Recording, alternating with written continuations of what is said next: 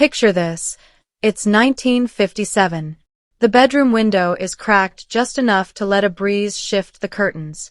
A woman is sitting at a gorgeous walnut vanity, twisting the metal lid off a porcelain jar of Pond's cold cream. The smell is super clean, maybe just a little medicinal. She dabs it on her fingertips and works it in these small, upward circles from her jawline to her temples. Guys, she has literally done this every single night for 20 years. And here's the kicker, she's 51, and her skin is absolutely flawless. No joke. Look at that vanity. No $50 serums, no retinol, no tiny vitamin C droppers. Just one jar, and a woman who completely trusted what her mother taught her. Today, we are breaking down 15 old-school beauty tricks that were standard practice in American homes for decades. And honestly, every single one of them worked like magic. But not a single one survived. Why?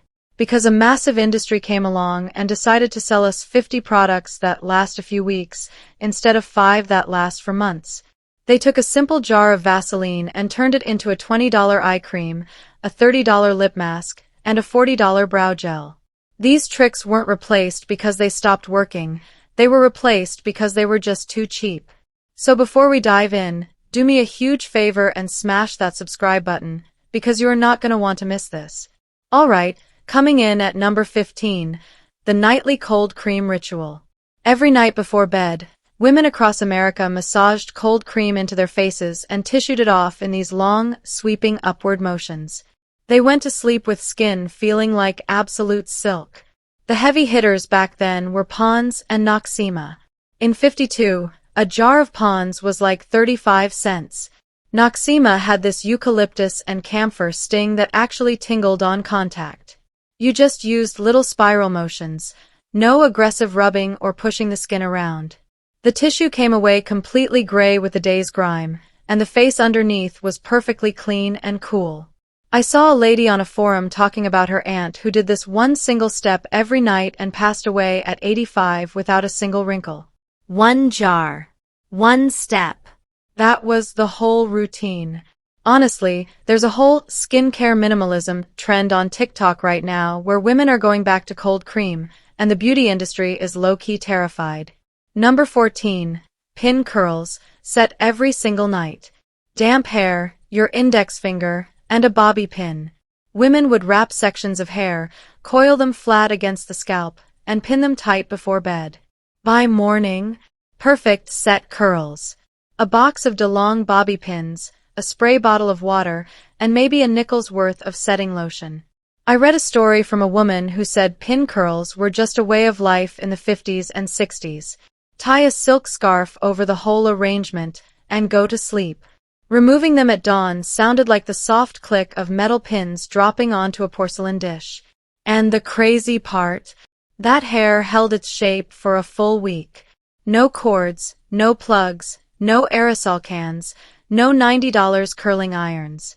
Just a woman's hands and the patience to do it right before hitting the lights.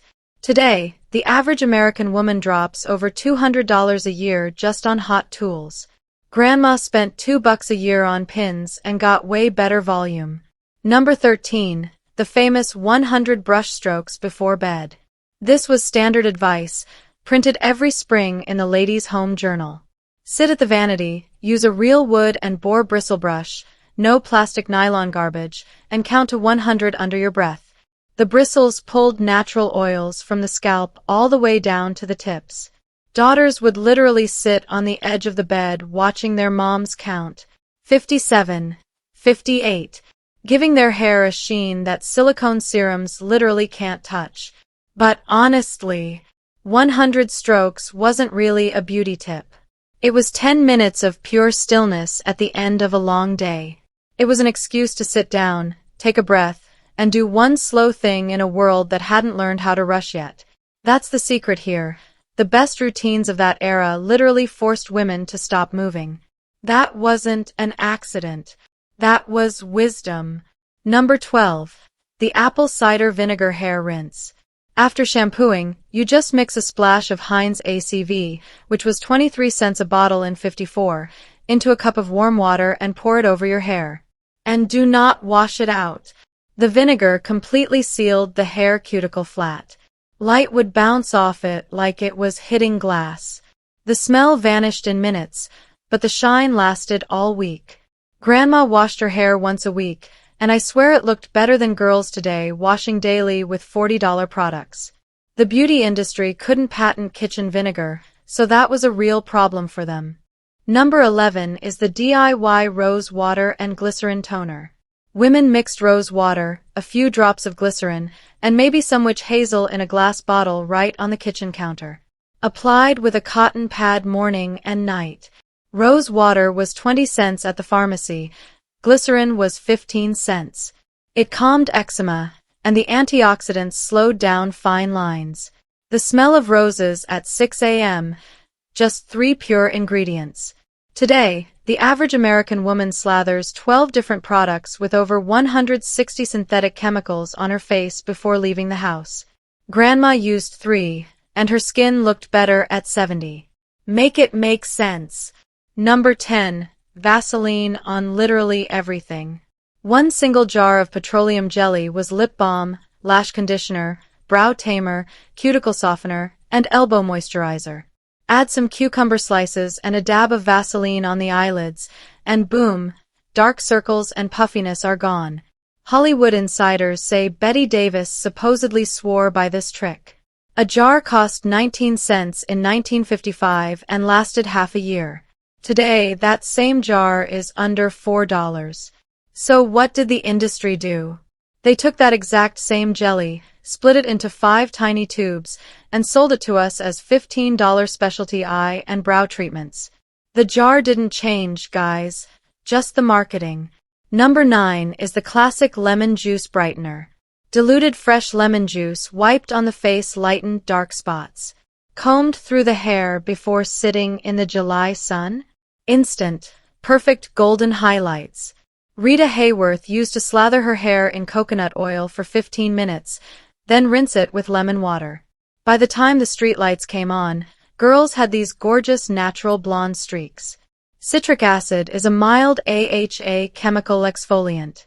The exact same stuff costs $65 in a fancy lab bottle today. The lemon cost a nickel. They didn't call it a chemical peel back then, they just called it sitting in the sun. Number 8. The dreaded Tony Home Permanent. Why pay $5 at the salon when you can buy a $2 box perm kit and do it right at the kitchen table? Tony Home Permanents flew off shelves in the late 40s. Which twin has the Tony? Was their massive slogan. But let me tell you, little girls absolutely hated back to school or Easter season because it meant mom was giving you a Tony. You had to sit there for hours while she rolled tiny slivers of hair into tissue papers and pink plastic rods. The kitchen violently reeked of ammonia-waving solution. It dripped down your neck, but you held still and you didn't complain.